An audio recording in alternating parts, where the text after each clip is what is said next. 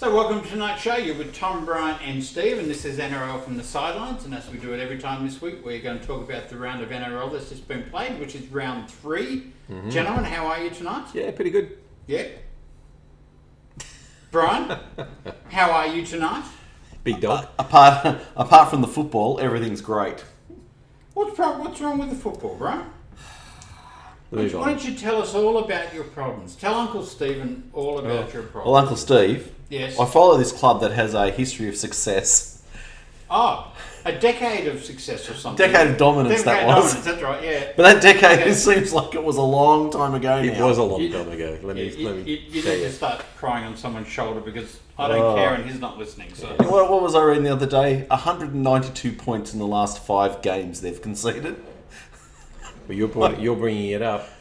You asked what was wrong. I need to have a cry. So yeah. Okay. Anyway, So that's life. that's life. Interesting round of football happening this week. Some interesting injuries, some interesting games. No, and injuries results. are never interesting. Let me tell you. Well, there was a plethora. A plethora. Yes, that doesn't make them plethora. interesting either. Plethora of injuries. Anyway, let's talk about the games. Okay, all right, let's talk about the game. So, let's start with Thursday night's game, Melbourne and Penrith. Penrith running out winners 12-10 in what was, I've got to say, an excellent game. Have you seen a better game this year? Not yet. That was pretty exceptional. Oh, yeah. That was exceptional. Wow. There's not enough words to describe how good that game was. That set the tone for the entire weekend until the next game. We'll come to shortly, but that was an exceptional. I thought that was a fabulous game. The Panthers were dominant, and the Storm's defence was exceptional. There were a couple of hits in that game that, particularly one by Brandon Smith early on. Later in the game. Yep. That even my kids who, as much as I've tried, they sit there and they watch it with me as they read a book or play on their phone. But I've gone, oh! And they've looked up and they've gone, oh, that is why you don't play football. Yeah. Terry Evans will tell you that too. So, yeah, no, I thought it was, it was a great game of football. So, the last attempt or the last try, kick-out try, yes or no? Oh, Yeah. you mean kick-out save. Kick-out save. Kick-out save. I personally thought he got his hand under it. I thought he got his hand under it. Yep. I didn't. I thought it was a try. Well, what I would like to mention out there to all the whingers. Well, hang on. You're talking about on our show. On our show, the whingers out there who keep harassing me about Cherry Evans and his diving. Kickout, like 15 seconds before that tremendous save, was wrong-footed, knocked over, on his back, lying on the ground, Waiting for a penalty. looking around for the referee, going, "Where are you, ref?" Saw the ball scoot out the other way, got up, and it was a fantastic save. He was. But he was milking for a penalty. We'll get to milking, don't worry. Oh my goodness! Oh, Tom, don't even go there. So, look, I thought Dylan Edwards was far and away the best player on the field until he went off. I thought that it was a real shame that he broke his hand because he was in everything. He laid on a couple of tries. I thought he was exceptional. Isn't it funny when it comes to fullbacks? Best fullback in the game. Well, obviously Latrell, obviously Teddy, obviously Tom. No one would say Dylan Edwards, and yet, wow, wasn't he good? Yeah. He's really growing. But he's always been good. He really has. If either of the fullbacks from our clubs, they're going to go out and you expect a 10 out of 10 game. And occasionally with Latrell and occasionally with Tom, you get rocks and diamonds. Teddy's a bit more consistent, I guess. Dylan Edwards comes out and gives you a 9.8 every single game. Yeah. He doesn't win your games. He doesn't save your games, but he just does everything right. The effort is there. Fantastic. He's an old-fashioned fullback. I really like him. Yeah, no, he's very good. Very good. Anyway. And I think what I liked about the Panthers, it's hard for me to say that in one sentence, but the Panthers had a lot of belief, and they hung in the contest for all that time. I really liked the way they just got a lot of self-belief. They had no Cleary. Admittedly, there was no Pappenhausen either, but Cleary is the more significant player in the two teams. And no Appy. So you Appy, constantly talk about the spine. They're missing 2 and lose their third. So are we now happy the Dogs didn't let him go? Or sorry, the Panthers didn't let him go to the Dogs? You mean Burton? Absolutely. And that's why they wanted him. That's right. Yeah. For that very reason. No, look, it was an excellent game. I wasn't keen on some of the tactics that Penrith employed, I must admit, but at the end you do. I thought there were a few more people laying down and milking penalties than what... Oh, it's happening everywhere, though. I know. Remember that, Tom, for later. It's happening everywhere. Okay, let's go on to Wynn Stadium, where St George beat Manly 38-12. Brian, you have the floor. Okay, that's enough. That's in this That's all I want to say. Silence is golden. Golden? Honestly, St George were good in this game, but geez, Manly made them look really good. St George weren't that good. Manly made them look really We made them look fantastic. The difference is going to be that St George are going to get an enormous amount of confidence, no matter how they thought the opposition were, that they put some nice combinations together, and that's just going to build the confidence. Yeah, so, absolutely. Look, thanks very much, see you. St George, look, they dominated in the forwards. They went wide when they needed to. Ben Hunt apparently broke his leg very early on in the match. Probably the best player in the game. I thought he was the best player on the field. I mean, even Norman had a good game. I know. Corey Norman pulls out his once every 2 years good game. Yeah. Thanks. Dufty got opportunities. Yeah, you know? Because their forwards are rolling on. Yep. And for all those people out there that are bagging Cherry Evans, honestly, have a look at that forward pack. They offer no grunt, no go forward, nothing in defence, and you've got your halfback making 50 tackles a game, and then the forwards, and then trying to hit the ball up because no one else is. All right. So well done, Dragons. There's always next year, is what you're saying. Come on, Tom. And you know what? That hurts to say 3 weeks into the competition. I've been there. Yeah, I haven't. All right. Let's go on to Stadium Australia, where the South Sydney Rabbitohs beat the Roosters 26-16. Hang on, I'm just turning my stopwatch on now so that you guys can... talk about the game. All right, go. Souths were incredibly good. Yes. The Roosters would have been a lot better if they stopped trying to target Arrow.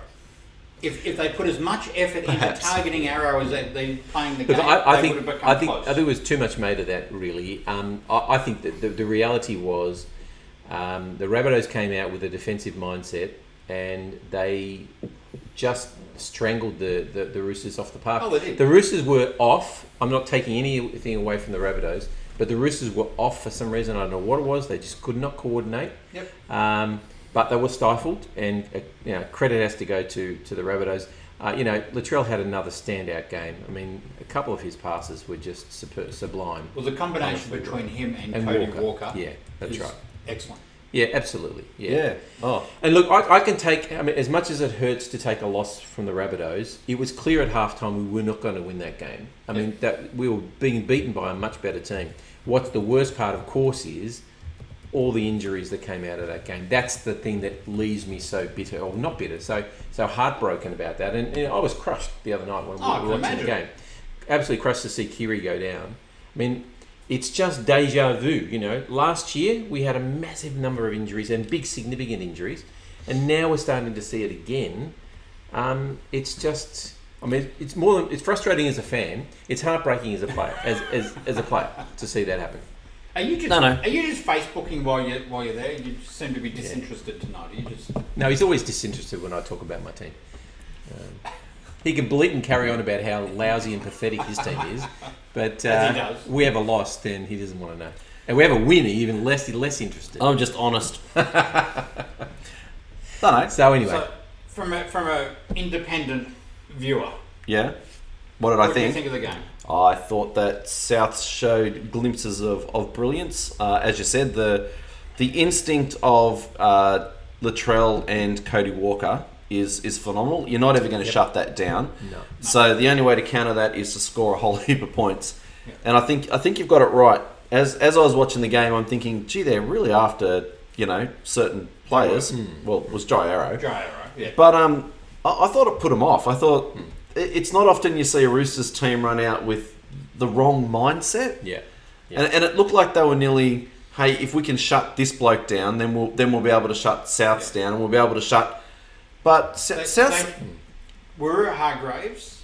Yeah. And So it's Saluka Fafita. Yeah. Yep. Honestly, They're on a mission. they were just dumb. Yeah, but you can be on It a was mission. dumb. It was dumb. And you can hurt the player, and Yep. you can drive him into the ground legally. Yeah. You know, a punch to the back of the head. I don't know how many times Hargraves got penalised for a head high. I mean, honestly, they were just being stupid. Yeah. I thought. I'm Yeah. going to say very un-Rooster-like. Yeah. I thought it was very, very personal for them, and Souths just played football. Yeah, but you know what? This happened 12 months ago. Let's get over it. But I think now. there are two separate issues in a sense, really. Because I think the Rabbitohs were going to win anyway. The fact that they were, I mean, from at half time, I think it was clear that the Roosters were not going to win this game the way they were playing. The Rabbitohs would have had to have just basically shut up shop. Second half, I thought the Roosters defended better. The second half you couldn't get going because you had too many injuries. Yeah, but I thought they defended better. I mean, they tended to cut down your opportunities, which I thought was at least some encouragement. But look, we're going to be facing a whole new team next week. So. All right. Let's go on to GIO Stadium where the Raiders played the Warriors and got pipped at the... How long was it? Nearly 4 minutes. That's okay. I'll give you that. Thank you. Yeah, we should have timed you. And the Warriors pipped them at the post, so to speak. I know Ricky Stewart was upset about this game. He has no reason to be. Yeah, he does. No, because whether that forward pass was a forward pass or not, they were leading 25-6. Yes. Yeah. That's correct. There were a number of decisions that went against both teams. And it happens. You know what? He's going to come out. And that decision didn't happen right at the death. No. Yeah, It happened early in the second half. I made my comments clear on the Facebook page. Look, the Raiders should have won. The Warriors hung in. All credit to them. Yeah. The Raiders copped a heap of injuries. That happens in games, as we all know. As we saw. Yep. The Warriors, though, the difference was they kept coming. We're talking about the forward pass and the decisions instead of talking about Roger Tuivasa-Sheck and that brilliant try save. And Cody Nikorima. That was superb. Yeah, why aren't we talking about that? And unfortunately, if you're a Raiders fan, we've been waiting for them to come big now for about 3 or 4 years, and they're just on the cusp. But they just can't seem to close. They should have closed that game out and won by 50. 25 and that's sadly what Ricky Stewart fails to convey is the fact that he says, I've got the most courageous team in the in the park or whatever.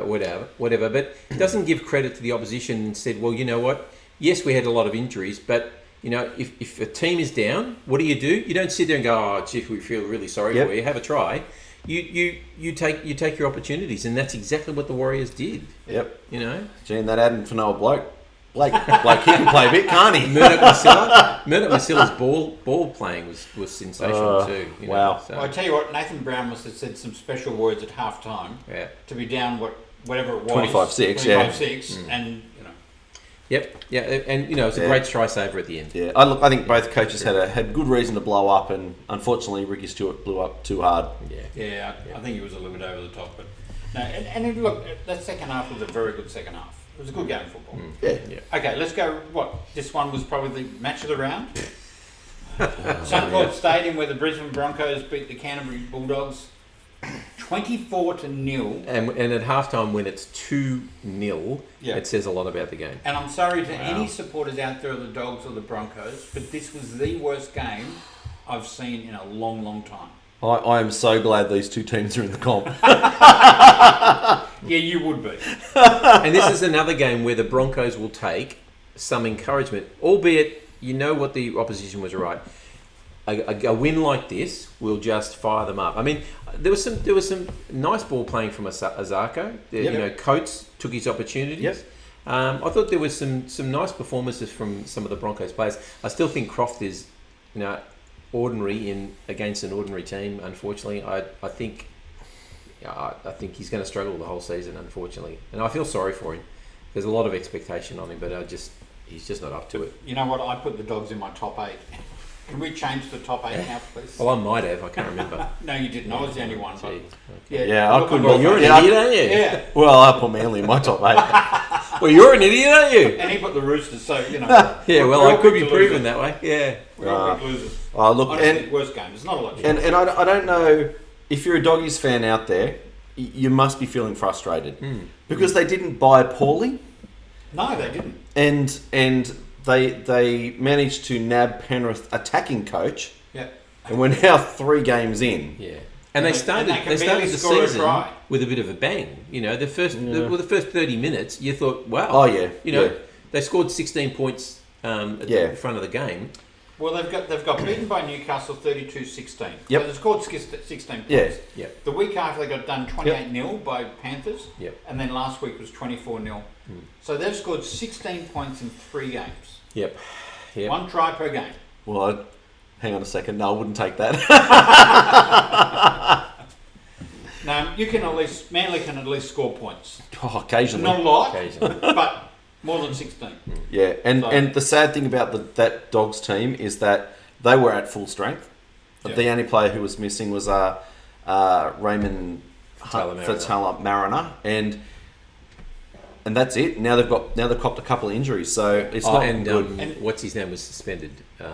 Watenis Ellis. Yeah, well, he was stupid for being suspended. And That for was a our bad next move. show, we are going to talk about the injuries, but that'll be posted tomorrow night. Right. But this was another game where there was massive injuries. Yes. And Cronulla, I think, had no players on the bench at one stage or towards the end of the game. So Parramatta Eels beat Cronulla 28-4.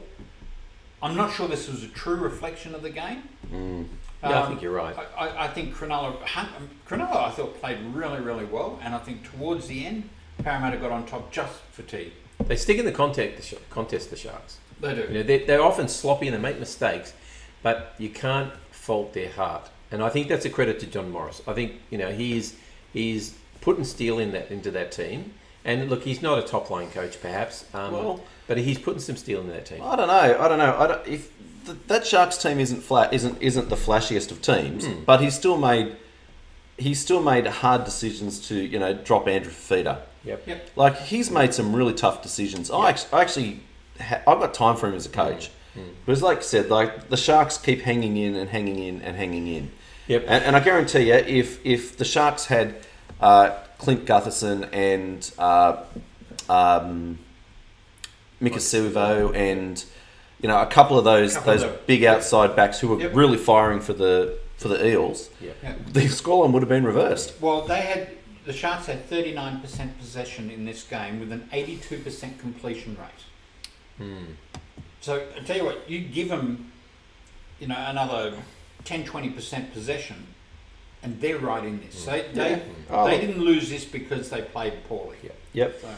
Nathan Brown was exceptional. I think Clint Gutherson, I know you don't like me to say it, but he's in Dally M winning form at the moment. You know what? I don't mind. Look, there's people out there bagging my club for letting Clint Gutherson go when he was behind Brett Stewart and Tom Travojevic. But that was 6 years ago or something, right? I know. And people are still saying the club made a dud decision letting him go. That's dumb. I've got no qualms with him going. He's I the just heart wish he and was soul back. of that team at the moment, and he just absolutely. He's fantastic. They lost Moses fairly early in the game, and I thought that they played well considering. Yeah. So let's move on then to McDonald Jones Stadium. Mitchell Pearce's 300 game, and I want to put my hand up and say I was the only one in the tipping competition who picked the Tigers. Right. Okay. Thank you very much. I didn't even check my tips. No, I can tell you. Tigers running out winners 24-20. They had this game in control.